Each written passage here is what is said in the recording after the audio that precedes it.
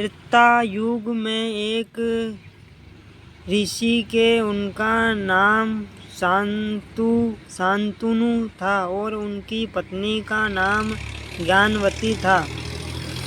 उन दोनों के कोई संतान नहीं थी। एक दिन ऋषि और उनकी पत्नी घर के आंगन में बैठे थे। तभी ब्राह्मण ऋषि नारद जी प्रकट हुए। दोनों पति पत्नी ने नारद जी की खूब अवभगत की और सेवा शुश्रूषा की। उनकी सेवा से प्रसन्न होकर नारद जी ने ज्ञानवती को आशीर्वाद दिए। सौभाग्यवती भव, आयुष्मती भव, पुत्रवती भव। यह आशीर्वाद शंकर ज्ञानवंती ने पूछा कि हे ऋषि, क्या तुम्हारा तीसरा आशीर्वाद भी सफल होगा? इस पर नारद जी ने कहा कि हे ज्ञानवती, ऋषि के कहे हुए शब्द कभी मिथ्या नहीं होते, लेकिन मेरी एक शर्त है। तुम्हें पुत्र प्राप्त करने के लिए दोनों को नैमिषारण्य वन में वर्ष तक ब्राह्मण जी की कठोर तपस्या करनी पड़ेगी।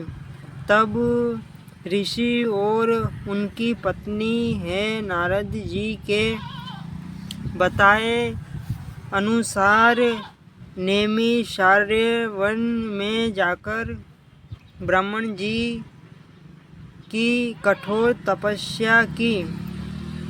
उनकी तपस्या से प्रसन्न होकर ब्राह्मण जी ने उन्हें दर्शन दिए और वर मांगने को कहा।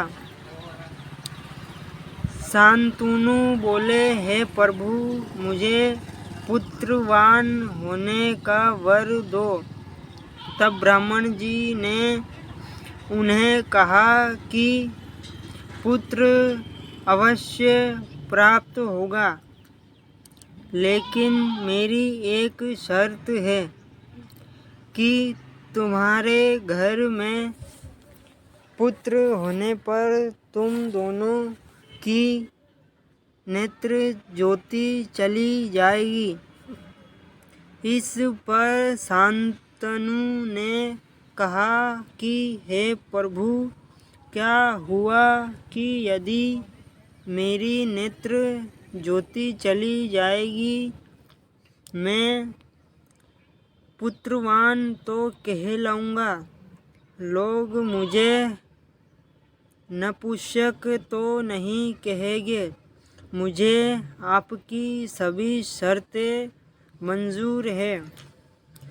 इस पर ब्राह्मण जी ने कहा कि मैं तुम्हें आशीर्वाद देता हूँ कि तुम्हें पुत्र प्राप्ति होगी, और यह भी आशीर्वाद देता हूँ कि तुम्हारे इस पुत्र का नाम संसार में योगों तक याद किया जाएगा।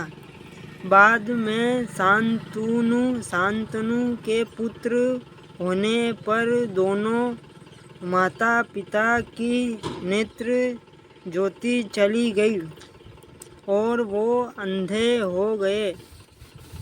उस बालक का नाम श्रवण कुमार रखा गया। यह कहानी बस यहीं तक। आगे की कहानी अगली वीडियो में। वीडियो पसंद आया तो लाइक करो और चैनल को सब्सक्राइब करना। मिलते हैं अगली वीडियो में।